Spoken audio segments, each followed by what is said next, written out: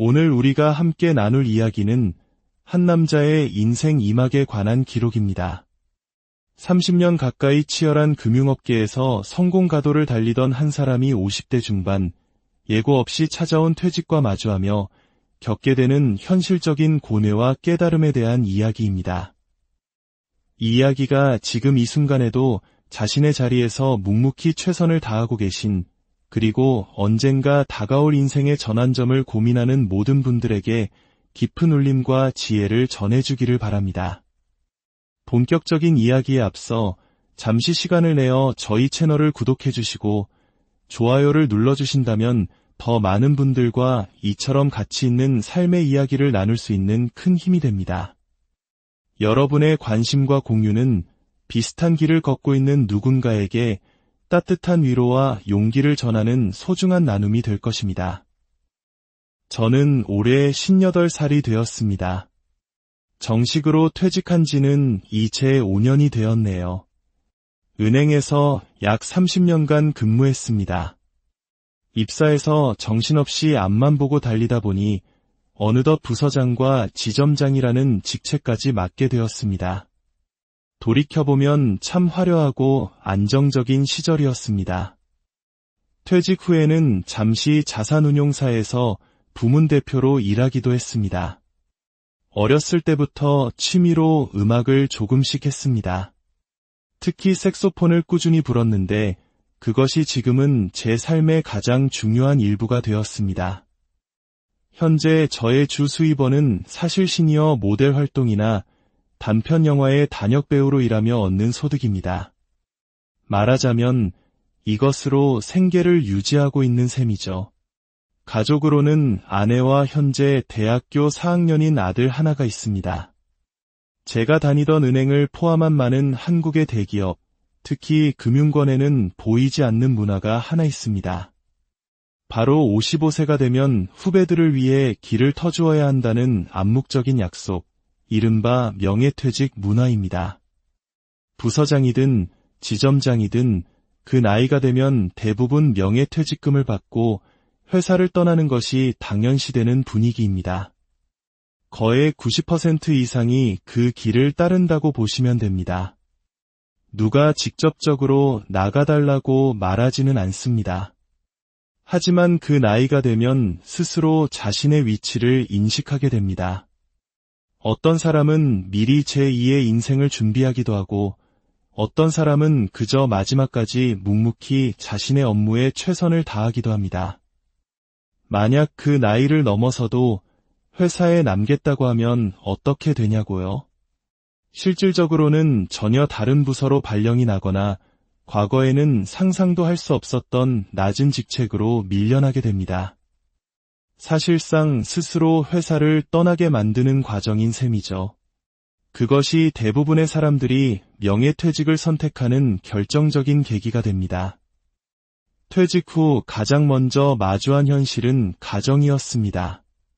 직장 생활을 할 때 사람들은 보통 9 to 6라고 하잖아요. 아침 9시에 출근해서 저녁 6시에 퇴근하는 삶.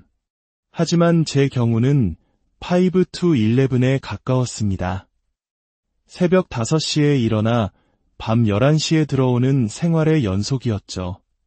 그러다 보니 자연스럽게 가정에 소홀해질 수밖에 없었고 그 결과는 퇴직 후에야 비로소 제게 청구서처럼 날아왔습니다. 특히 아내와 함께하는 시간이 절대적으로 부족했습니다. 주말에도 출근하는 날이 많았으니 함께 취미를 즐기거나 깊은 대화를 나눌 기회를 만들지 못했죠. 퇴직하고 집에 머무는 시간이 길어지자 사람들은 저를 삼식이라고 부르더군요. 하루 3끼를 꼬박꼬박 집에서 챙겨 먹는 퇴직한 남편을 빗대는 말이죠. 그게 아내에게 부담이 될까봐 가능하면 점심과 저녁은 의도적으로 밖에서 해결하려고 노력했습니다. 일에만 몰두하느라 가족과의 유대감을 쌓을 시간을 놓쳐버린 것, 그것이 제 인생의 가장 큰 후회 중 하나입니다. 제가 마지막으로 은행에서 지점장으로 퇴직할 당시 연봉은 성과급을 포함해 대략 1억 5천만 원에서 2억 원 사이였습니다. 남부럽지 않은 경제적 안정을 누리고 있었죠. 그랬기에 퇴직이 결정되었을 때 처음에는 기분이 썩 좋지 않았습니다. 30년간 쌓아온 저의 경력과 노하우가 한순간에 멈추는 것 같아 서운하고 아쉬운 마음이 컸습니다. 솔직히 63살까지는 더 일하고 싶다는 욕심도 있었습니다. 하지만 눈치를 보면서 자리를 연명하고 싶지는 않았습니다. 그렇게 버티는 선배들의 마지막 모습이 결코 제가 원하는 미래가 아니라고 생각했기에 과감하게 사표를 던졌습니다. 문제는 그 이후였습니다. 사실 퇴직 후의 삶에 대해 구체적인 준비는 거의 하지 않았습니다. 막연한 자신감만 있었죠. 내가 그래도 은행 지점장까지 했는데 이 정도 경력이면 뭘 해도 하지 않겠어 하는 생각이 마음 한구석에 자리 잡고 있었습니다. 하지만 그 자신감이 얼마나 헛된 것이었는지는 사회에 나와보고 나서야 뼈저리게 깨달았습니다. 미리 준비되지 않은 자신감은 진짜 자신감이 아니라 그저 허황된 꿈에 불과했습니다. 퇴직 후 친구들을 만나면 부러운 대상이 완전히 바뀌었습니다. 학창시절에는 공부도 잘 안 하고 소위 말해 별 볼 일 없던 친구들이 젊은 시절부터 온갖 산전수전 다 겪으며 자신만의 사업을 일궈 성공한 모습을 보면 진심으로 부러웠습니다. 그들에게는 정년이 없는 평생 직장이 있으니까요. 이제는 제가 그 친구들에게 말합니다. 내가 제일 부럽다라고요. 저도 나름대로 새로운 길을 모색했습니다. 통역사나 국내 여행 안내사 자격증을 준비했죠. 하지만 막상 그 분야에 뛰어들어 보니 대부분 젊은 감각을 가진 사람들이 활동하는 영역이었습니다. 제가 비집고 들어갈 틈이 보이지 않았습니다. 결국 자영업을 해볼까 하는 생각도 했습니다. 여행사를 차려볼까 구상도 해봤지만 짧은 준비 기간과 부족한 지식으로는 어림도 없는 일이었습니다. 실패는 당연한 결과였죠. 결국 저는 고정적인 수입의 중요성을 절감했습니다. 고여있는 물을 퍼서 쓰는 것보다는 계속해서 흐르는 물에서 필요한 만큼 길어 쓰는 것이 현명하다는 것을 깨달은 것이죠.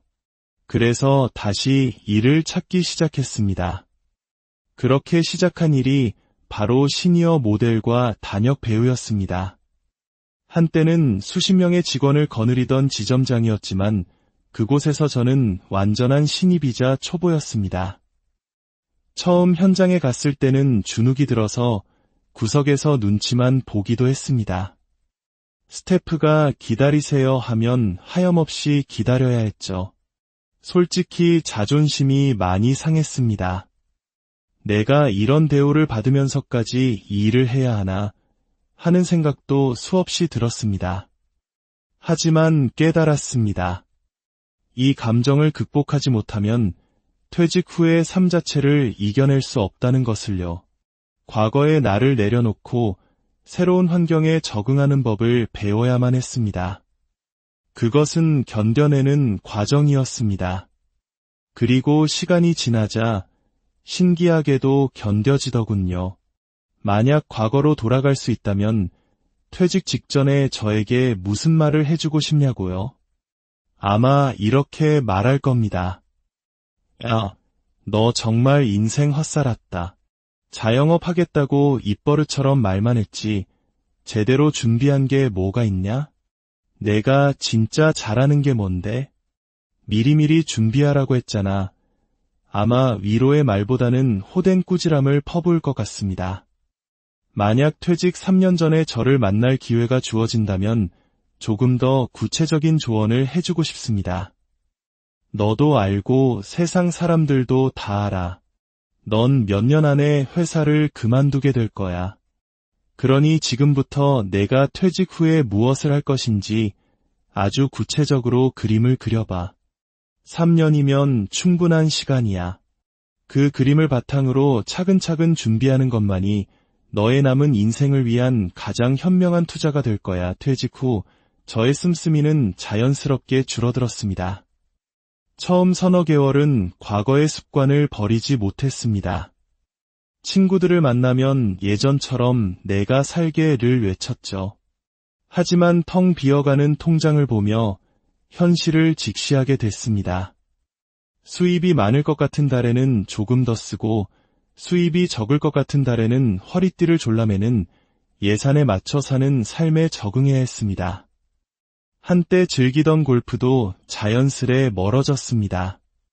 모든 것이 시간에 따라 변해갔습니다. 가끔 퇴직을 고민하는 후배들이 저를 찾아와 조언을 구합니다.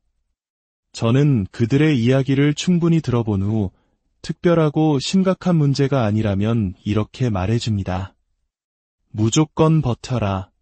어떻게든 그 자리에 최대한 오래 있어라. 왜냐하면 한번 밖으로 나오면 다시는 그와 비슷한 수준의 직장으로 돌아가기란 하늘의 별 따기이기 때문입니다.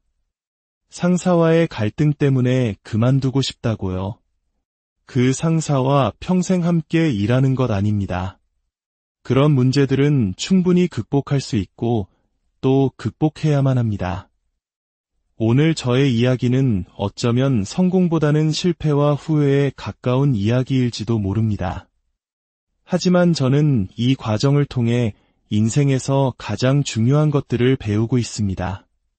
과거의 명함이 아닌 현재의 나 자신으로 살아가는 법, 새로운 도전을 두려워하지 않는 용기, 그리고 무엇보다 다가올 미래를 위해 오늘 무엇을 준비해야 하는지에 대한 절실한 깨달음입니다.